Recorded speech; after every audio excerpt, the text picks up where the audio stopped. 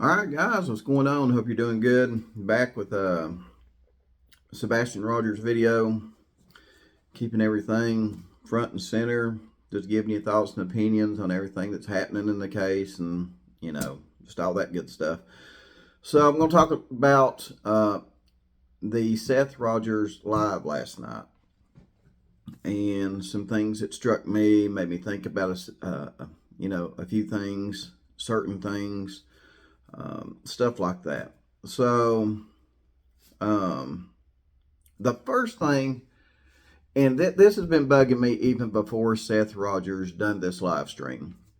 Now, this has been bugging me for months. The first thing that I question is, when was the last time Katie publicly pleaded for Sebastian? Right? So I'll start the video off with that question. When was the last time Katie publicly pleaded for Sebastian? Second thing, when I was watching Seth's live stream last night, when he said Chris Proudfoot called him, I was like, it kind of set me back, because I thought Katie'd be the one to call him. Katie's Sebastian's biological mother. Seth is Sebastian's biological father. And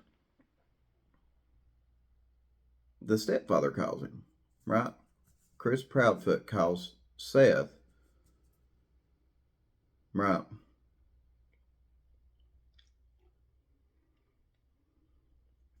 Very interesting. Very interesting. I'm trying to think what else. Yeah, that's just weird right there, guys. That's just weird. The other thing that I want to talk about is Seth made it sound like police were solely focused on a runaway scenario. In his opinion, they felt like they were focusing solely on a runaway scenario, and he felt like there could have been a lot of mistakes made, right? People, just everywhere. It's just chaotic. So, but in my opinion, I bet nothing started happening procedurally in the right direction until TBI got there. I'm just going to say that procedurally, in my opinion, nothing was being handled the right way until TBI got there. Now, I could be wrong, but, because I wasn't there. I'm just going off what Seth says. Seth said it was just a chaotic, basically just a chaotic, unorganized scene. So I'd say, when TBI, and definitely when the FBI got involved, things started happening the correct way, And still to this day, people are like, are the TBI involved? Yeah, they've been involved. They've been assisting probably since the first week that Sebastian went missing. Don't know what they're assisting with, I can imagine, but yeah. The other thing, too, is there was a little girl in a city up here in East Tennessee that went missing just months ago. Okay. Very similar scenario. Okay. This little girl had autism. This little girl up here walked out of her house in the middle of the night. Right? The difference is they tracked that little girl almost immediately down to Douglas Lake where they found her body. Okay.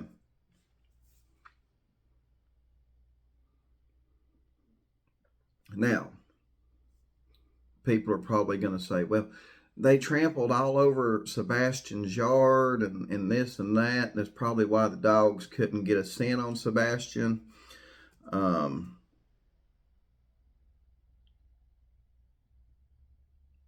If Sebastian had walked away, he would have walked at some point off his property, especially going, if he'd have walked, well, just for example, take them lights, okay? If Sebastian had walked down to where them lights were, that would have took him off his property, maybe through even the neighbor's yard, and possibly to the road.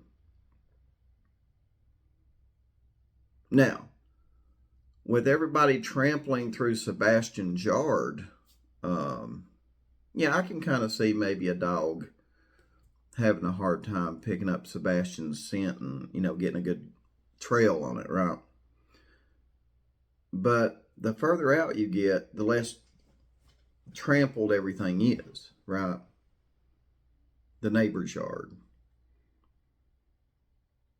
The neighbor's yard down the road. The street, right? Once you get away from Sebastian's house, I'm sure there was a lot less foot traffic, and the dogs could have picked up on a good trail scent to track him. And I don't think that ever happened, guys. I don't think that ever happened. I'm under the impression, and this is just my opinion, I'm under the impression, based off Sebastian's shoes being in the house and the way everything sounds like it went down, if there's a criminal aspect to this, I'm going to say Sebastian was carried out of the house. Okay? I'm going to say he was carried out of the house. Now, the little girl up here in East Tennessee that went missing, I'm sure her house and everything got trampled by searchers, right? Looking for her. Frantically, sheriff's office, Dandridge Police Department, everybody was probably, they call it fire department personnel. I would say her house and her yard was trampled to death. They still tracked that little girl down to the lake, right there where they found her body.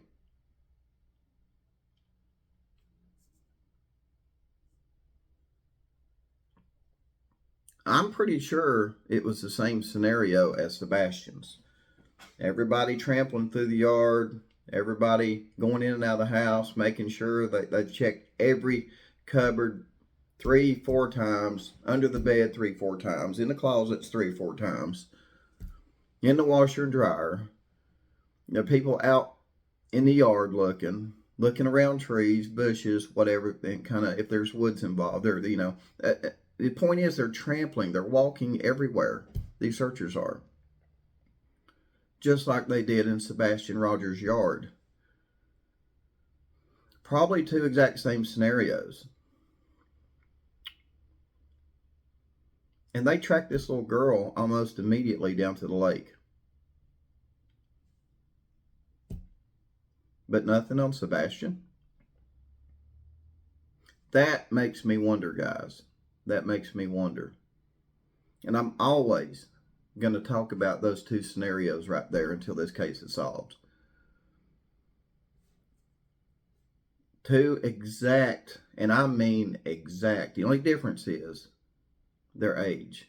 This girl had autism, Sebastian had autism, and they both walked away in the middle of the night. Except, sorry, I'm sucking on a throat lozenge. Except, I guess Sebastian's doors were shut. I believe this little girl's door was open. Okay. But regardless, they tracked that little girl down to the lake. In Sebastian's case, it's just total confusion as to if a dog even got a scent around the house, right? So, yeah, that's kind of what I wanted to talk about right there. And I'm going to continue to talk about that as well. The other thing too, I want to talk about, and what concerns me is, Chris Proudfoot's anger. He's got a lot of anger, guys. We've heard it on some live streams. Got a lot of anger. We know CPS was kind of involved. I mean, they were involved before Sebastian went missing, right? Even, I guess, with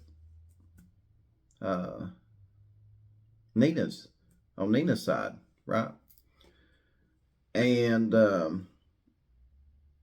Chris apparently seems to have this temper, and it's concerning. I mean, is Chris a danger to Faith? I mean, I don't know what the visitation stuff is with Chris and Faith. Is it? I mean, it makes me wonder if it would be supervised. I mean, with Chris showing the anger that he has, the temper that he's got, and with Nina solidifying that with some of the stuff that she has said. I mean, is Faith? I mean, is Chris a danger to Faith? Is Chris a danger to Katie? It really makes me wonder, guys, because Katie really hasn't done anything without Chris being there, right? And everybody keeps making, comments about, is Katie, is she scared to death of Chris? I mean, she just looks like she's cowering every time she's around Chris. Does Chris, I mean, the way Chris has probably acted in the past, I mean, is Katie, and I know Sebastian went missing under Katie's watch, but we have some questions about who else could have been in Hendersonville, right, between the hours of, we'll just say 2 a.m. and 4 a.m. The lights were around 3-ish, right? We still question who was maybe, I'll just say who was around Stafford Court between the hours of 2 a.m. and 4 a.m., right? Just a lot of questions. And I still don't believe Mr. Chris has shown proof of his alibi yet. And there's actually, in my other video a while back, you can go, if you want to help old Don B, you can go back and watch some of his videos. That'll help me quite a bit, and it's free. I got a comment on one of my videos talking about Chris Proudfoot's not showed proof of where he was at or anything like Seth has, right? Someone left a comment, and I don't know if it was Chris under hiding under a fake YouTube ID or whatever. But it says, only the police need to know about that. And I'm like, well, Seth come out. Not only did he provide the police with it, but hey, I mean, he had no problem providing YouTube what he had. He had no providing the public what he had. He had no problem providing law enforcement what he had. He done both. But it always seems like Mr. Chris always wants to fall back on the police, right? Well, the police don't want me to talk about any specific dates or times, right? Well, if he does have proof of an alibi. That's between him and law enforcement. Well, I get that. I get that. Well, no shit. But Seth, he ain't got no problem providing it to Ellie or the public. You know? So, just a lot of strange behavior. There's a lot of strange behavior on one side of the family versus the other. And you can't say there ain't. You can't say there ain't. Is Katie scared to death of Chris? Makes you wonder. I mean, we've all seen his temper. Nina's talked about it. I mean, is it worse than we really know? Don't know. Is Katie scared of Chris? Inquiring minds would like to know, right? So anyway, guys, just my thoughts and opinions on the whole scenario. Seth's live stream last night. I'm sure he'll have some more coming out, and I'll give you my thoughts and opinions on those. I know you guys like to hear what I have to say. So go ahead and start hitting that like button and leaving them comments. Let me know what you think, and I'll see you on the next video.